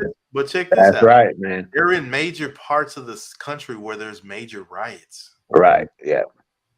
Because this was based in, they said it was shot in Atlanta, so I don't know if but they made comments to Memphis. Mm-hmm. I don't know if they was trying to say this was in Tennessee or if it was in. No, they were going to Memphis at the end, so that's not where they were. You know, like Fontaine. I didn't pick up the city they were at the time, but they were going to Memphis. But they showed that they had some cloning going on in some other major cities like L.A., Chicago, New York. You know, he's like, we got it in all the major cities. Absolutely. I mentally took it to The Simpsons. They were in Springfield. You know, so Springfield. That's why they were staying in America. And, that's right. There you go. I'm with that. But the thing that really got me about this was the Captain America thing, because they were testing things on Black people to see about mind control. That's how you got Captain America. Because if you read the comics, that's right. His brother looking out in Manhattan, and he is the original Captain America. Yeah. Right. And Kiefer Sutherland's character is trying to convince him that because he goes, you're a fucking patriot as far as I'm concerned.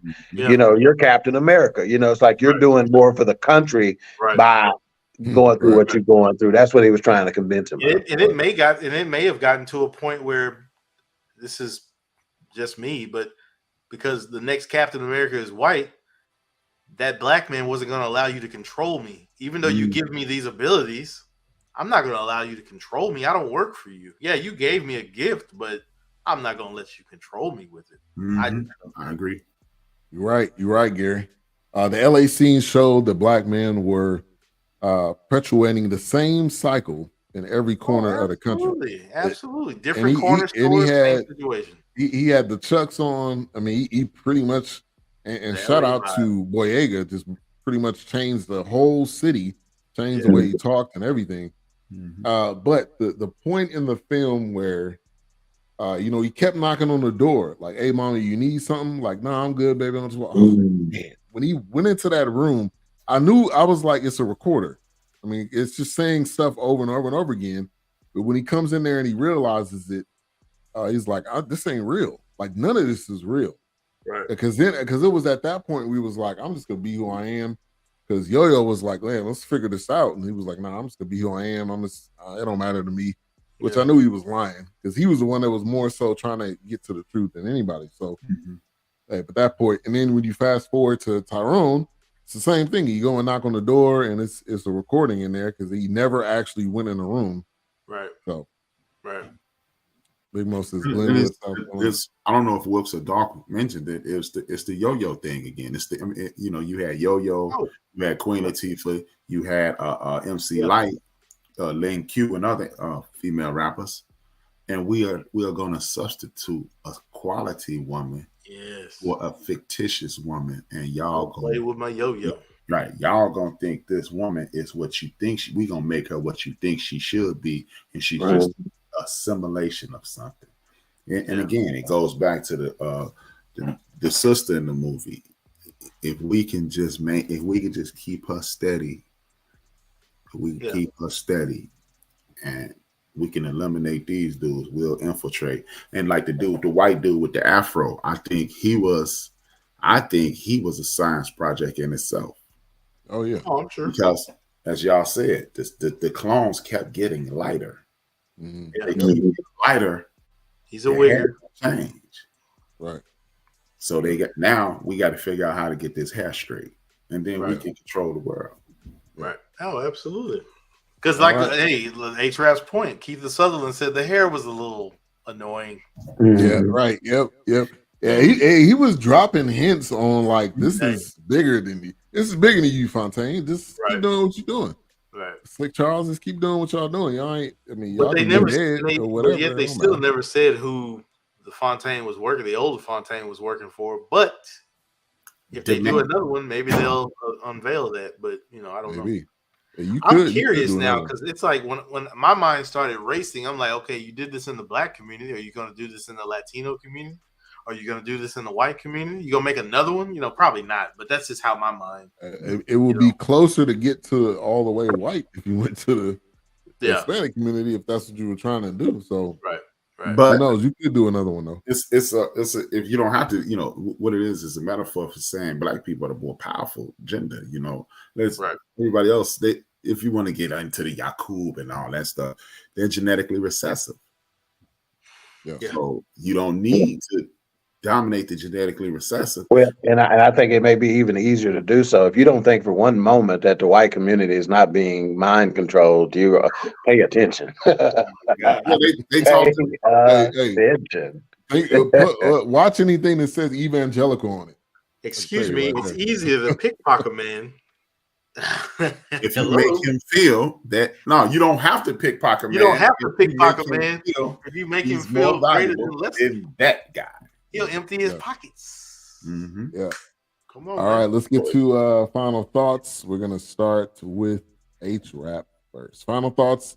Your mic rating before and after. It was a 5 both ways. I enjoyed it. Like I said, this was like watching an episode of my program. I like the direction. I like the director. I like the story. I like how everything unfolded. And it ended. I like the way it ended. A lot of directors lately end movies horribly. He brought this to a close, or left the opening for other entities. So I thoroughly enjoyed it. So Mo says there's a lot to unpack with this movie. Very well done. I 100% agree. Heavy messaging wrapped in this much entertainment isn't done often. Oh man, the way they did this. All right, Wilkes. I'm gonna give it something that I don't think is gonna happen again. Y'all may shoot it down, but it's unprecedented. I'm gonna give it a 6. Whoa! Okay. I'll put you there for the 5. Did you start? Did you start at the 5 before the review too? I started at a 5, but there was just things in that moment where, like I said, he was trying to kill those old versions of him, those copied versions of him, because I've been that person. So, I mean, I can't tell you how many times I've tried to separate myself from that person, but you can't really separate yourself from that person. You have to grow with that person and nurture that person. Thank you. Preach, bro. That was just me, man. I've done some dirt, man, and that just kind of that just resonated with me, man, because I've tried to crucify and kill that person. Wow. Yes. Thank you. I have to live with that, and I have to take that person to the grave with me. So. Thank you, Wilkes. That was gospel, brother. Come on, Wilkes. That's why we do this. I heard that, man. That's why we do this. I heard that. I appreciate you saying that. It was babe. So sorry. I know, I love it, man. I absolutely love it, man. That's what we do. I love it. I love it. When we talk about I don't movies think it's and enough culture, men out there who can get down, who will get down like that. So in such a vulnerable way, man, because it is necessary. You have no idea that the vulnerability is your strength. And I think we've all been through that same thing, man, you know, to where we had to, you know, that look in the mirror, man.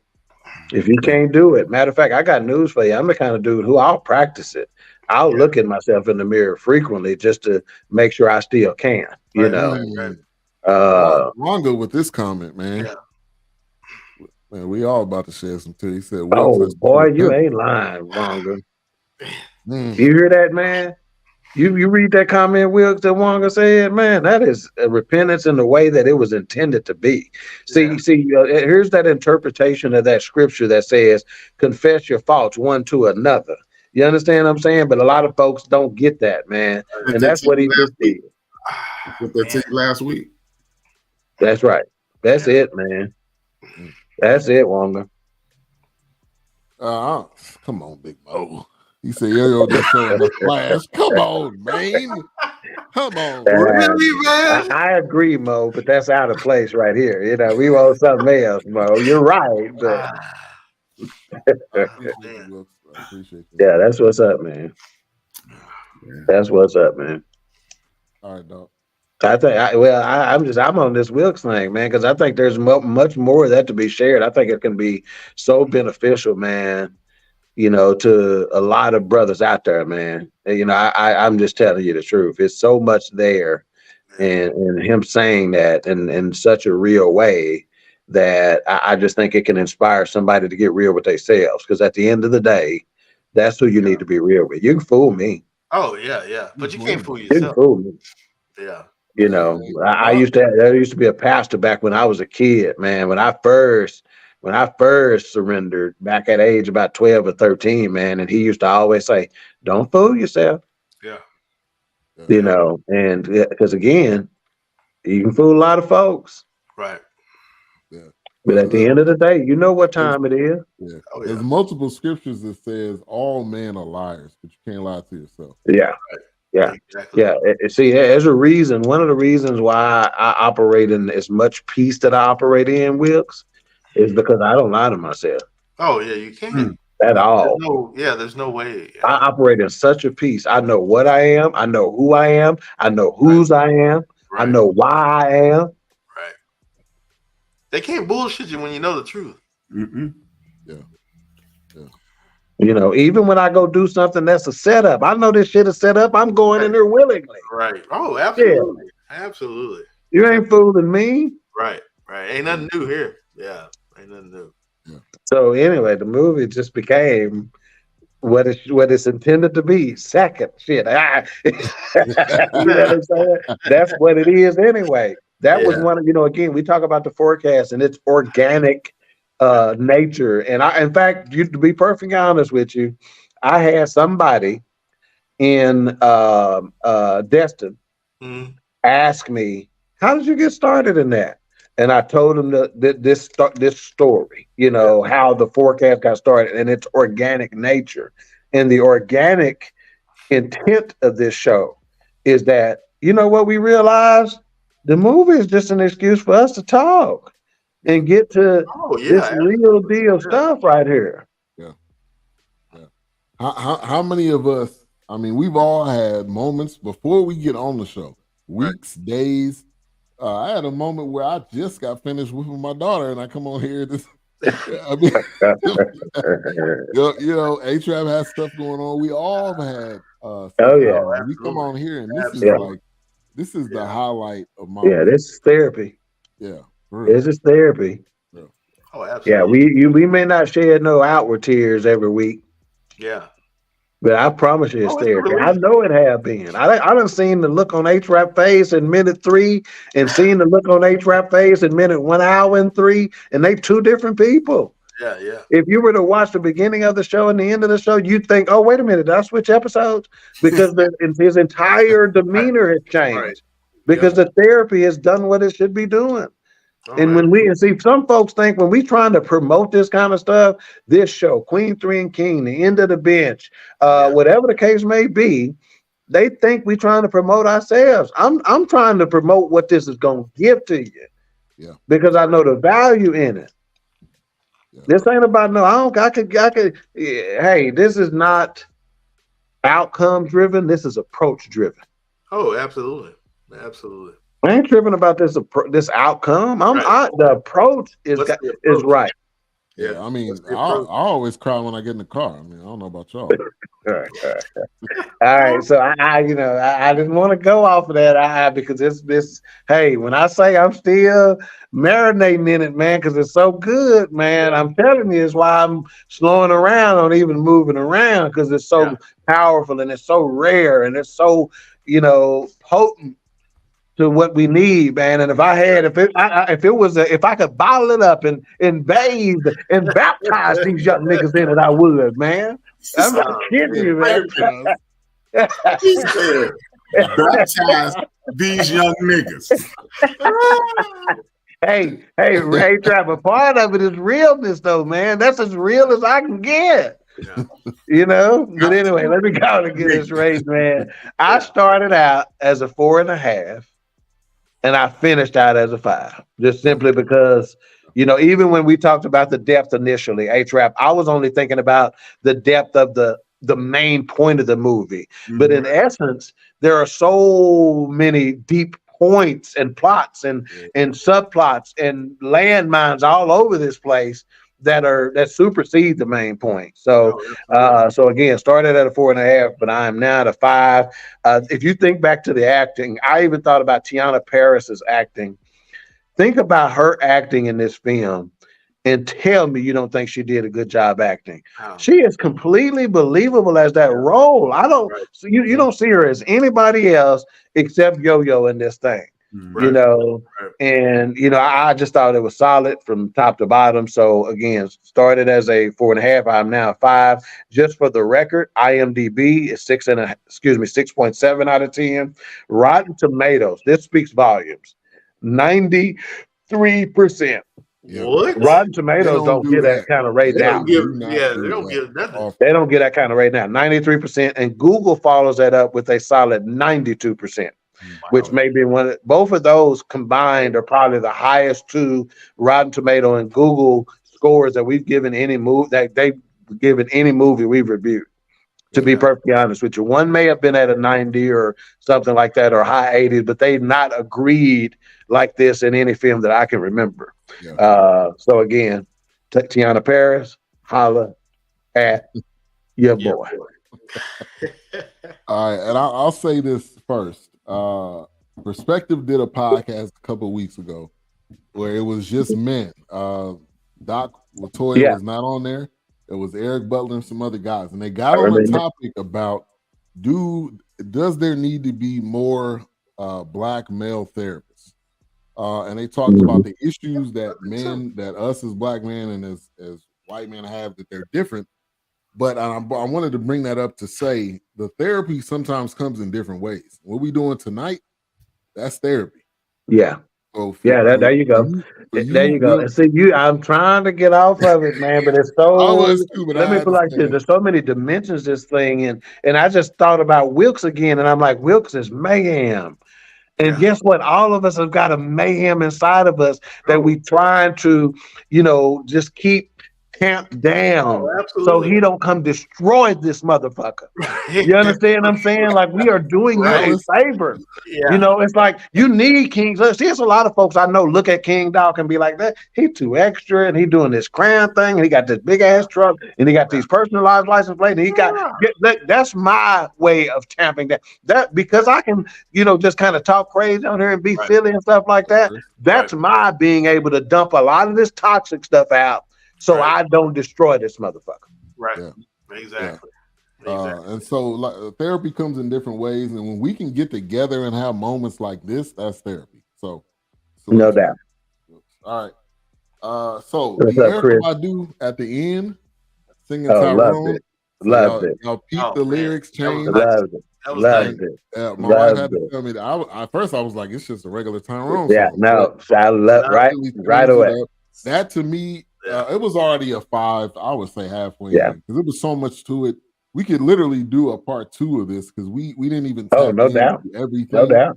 And to me, that shows that's a good film. And the pairing of these three, Boyega, Fox, and Great on screen chemistry. absolutely perfect. Great on screen chemistry. Yeah, it was great. I hope they do something else together because they Yeah. all kind of just. Well, that's why I said harder they fall. Yeah.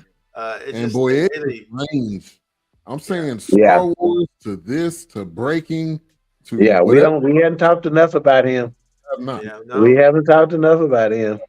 I am kind of surprised Lakeith Stanfield wasn't in this one. I feel like It would be one right up his alley, wouldn't it? Couldn't you have seen him in some of these roles? Yeah, it would have been nice. And so it was a 5 all along for me, 5 from beginning to end. And you think about the hood, which to me kind of drew a parallel to Bloods and Crips. It was almost like they came together and basically went underground and did it for the hood. There you go. Oh, I got distracted. I think Ben, you gave him a shout out. J. Alphonse Nicholson. He's the one who plays Lil Murder in P Valley too. And he actually plays a homosexual in that. Yeah. And when I say dude can act, man. Is that the rapper? Dude can act, man. Is that the rapper that shows up? Yeah. Lil Murder, yeah. Yeah. So he did a great job in this. And I want to see more of him out there too, man. Yeah. All right. Yeah, so next week, which we pushed it back, we will have Raider Cam on next week to review Dead Presidents, which that's a classic film. I think the Hughes brothers were the ones that directed that. Yep. So I can't wait to watch this again. Man, I just enjoyed it so much when it first came out. I cannot wait to watch this again. Man, that movie was so big. Yeah. That was Lorenz. Do we know what network yet? It's on. I think I have to buy it because it's on like Amazon. Yeah, it's on a variety, but it's not for free. YouTube or something. I don't think it's Amazon, free. Amazon, Apple TV. Like $3. Hey, bro, you can always get them, them burgers that we had talked about, and bring over here. You don't have to pay for it. I got it already. We can eat these burgers. You can bring a chocolate cake with you. Hey, I'm down for real. You hear me, man? Hey, he should have been a chocolate cake. Yeah. You got to keep your skills up, man. You got to practice, Yeah, I've been making bacon and cooking everything else. So, yeah. All right. So tomorrow on Queen 3 and King. Whoa, we gonna go with me first? In the demand. Well, I mean, it's let's do it the way we do. Do it the way we do it. Let it in the bench. All right, tomorrow in the bench. Tomorrow in the bench is about who got the power. The governors, senators, and other people, other elected officials are systematically attempting to strip us of our rights and reduce education. So what we have to do is discover who has the power, and I'm gonna talk about that tomorrow. All right. That'll be at 6 p.m. What's so funny to me about this is that I know the things that are going to tickle Wilkes in a different way. So when just me saying Biden, like that tickled him in a different way, just because it's the nuance of that song. Yeah. Go ahead, Ben. I'll let you completely tell the tomorrow on Queen 3 and the King, since you and AJ are going to be hosting that. So go ahead. Yes. So it is the 100th episode of Queen 3 and King tomorrow. And this will be a special show, like Doc said. Myself and AJ will be hosting. We'll be talking about some future plans, memories. We'll be asking some specific questions to each one of the queens and king. Okay. And Doc does not they should know at all. Yeah, I completely turned this over to Ben and AJ, them being obviously such vital parts of Queen 3 and King from the inception to today. So I thought it was only appropriate. So there's a lot of things in it that I have no idea, so it ought to be fun. Yep. So that'll be next. That'll be tomorrow at 7. Make sure to tune in on BSU Network. And then the End of the Bench on the End of the Bench Media tomorrow at 6. Make sure you tune and the BS3 Network Awards. Go ahead and make an invitation right now. There you go. That'll be coming up. Let me take the other. There you go. That'll be coming up on August the 20th at 7 p.m. And it'll be at Macedonia Baptist Church, which is in Fate, Texas. They do their service live at 11 on Sunday. So we will be there August the 20th at 7 p.m. And we are it's approaching, but we are working on details as we speak. We will have some music artists there, some spoken word. We want you guys to come out. We definitely want to have it packed out and want you guys to celebrate with us. So that'll we will have some BS3 network gear there, some backpacks, some lanyards, some pins, some t-shirts. So come out. I'll bring this little wheel, we can get it spinning and hand out some stuff and whatnot. So, and bring an offering too, so we can bless Macedonia. I'm gonna stand up there and I'm gonna say I'll put the first $3 in here. Right. So let's bless them. They're a huge part of BS3 Network, and he opened his doors without question whatsoever. So y'all come on out. Invite your family. We want it to be a big deal. So come on out. Yep. All right. We appreciate Pastor Dawkins for allowing us to. So we'll be doing that. Yeah, I'm gonna be in church, so I gotta behave a little bit, but I'm gonna meet with him before. Me and being gonna meet with him before and see how much of an envelope I can push, Yeah. And it will be hosted by Cleo McLean. He's an artist and a soon-to-be comedian. He is funny. So this will be he'll be hosting, and so we'll have some funny moments. You know how we do. If you watch the forecast of Queen 3 and King or any of our shows, we definitely gonna laugh. You get to meet the show host in person. So if you're not in the area or if you're close by, you can definitely come through. We would definitely want to see you and meet you in person. All right, A-Trap, go ahead and close us out. Well, I'm not gonna close it out how we normally do. My neighborhood took a hit this week. Shout out to the lower north side of Chicago, Old Town. That's what it's affectionately called. I want to send a prayer out to my homeboy Ernest Johnson and the Johnson family. Amen. They experienced what is beyond a tragedy this last week. Ernest Johnson's parents were pillars in my community growing up. Everybody knew the Johnsons. Mr. Johnson's funeral was Saturday, and we attended to support our homeboy. And Miss Johnson had a heart attack and passed away. Oh, no, man. So I want to send a prayer up for Miss Johnson and Ernest and his sisters and brothers and nieces and nephews and cousins, because my community is close. We rode thick, and it shook us all up. So if you still have your parents, I need you to give your parents a call tomorrow and let them know how much they mean to you, because they sleep right now. We know that. Yeah. Hey, wake them up. Let them cuss you. A person without either parent cussing sound better. Yeah, that's big, man. Don't it, man? Man, it's crazy. That's big. That's huge. And I really wasn't gonna do it until Wilkes broke down, and it just made me realize, hey man, I needed to say that to everybody. Yeah, that's what's happening. Call your parents as soon as humanly possible. Let them know how important they are, because that was amazing to me. I did something today. I'm gonna keep it to myself, but I did something today that I said I wouldn't do, and I did it. And I did it because I saw one of my partners. He went through it Saturday, and my crew. Every year we do an annual cookout, and it just happens to be around my birthday every year. This day be the day before my birthday. And so 3's up, I'll be there. Yeah. 3's up, TSP in the building at all times. And we'll be celebrating Ern. We'll be celebrating Mr. and Mrs. Johnson. And hey man, call your parents. Because hey, talking to somebody who has never met his father due to a tragic death, had an aneurysm and died 4 months before I was born. And I lost my mom. I lost my mom 13 years ago.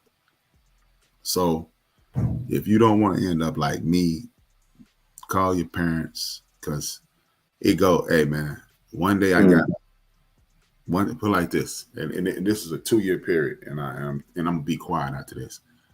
February 2008, I got up and I called my mother and I told her I'm going back to church. September 2010, she was gone. And I told her, hey, mom, go back to church. She said, when? On your birthday. And she said, I should hang up on you. And my mother's birthday is in December 13th. The 12th, I found out my mother had cancer. So call your mother, call your father. If you got beef with any family members, please. Squash it. It ain't worth it. Oh, yeah. Absolutely. I promise you that 10-month period between telling my mother I was going to go to church and finding out that she had cancer, looking back, it seemed like it was 10 minutes.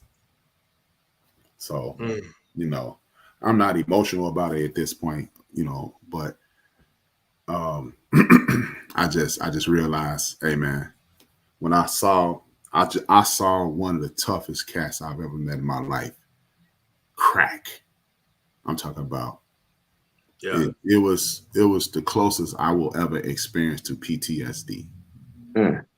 So I need y'all to call y'all parents as soon as humanly possible. Yeah.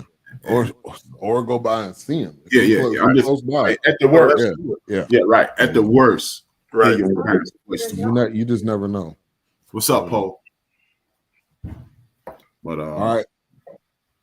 But yeah, man. Call your parents. Even get cussed out tonight. Trust me, it's worth it. It's worth it. Because I would do anything to hear my mama say, MF, you know how late it is? Right. Because that's what she would say if I call her. Like, well, this can't wait. So my mother would say, somebody better be dead. Right. That sounds like a black mama right there. Yeah, somebody better be dead this late. So yeah, exactly. There better be a bone hanging out. You're right. Better be bleeding. Yeah. But all right, y'all. We will see you guys next week. Show's coming up tomorrow. BSU Network Awards, August the 20th. This is what we do on the forecast, man. We talk about it all the time. It was definitely displayed tonight. So we'll see you guys next week. It's my last show at 52.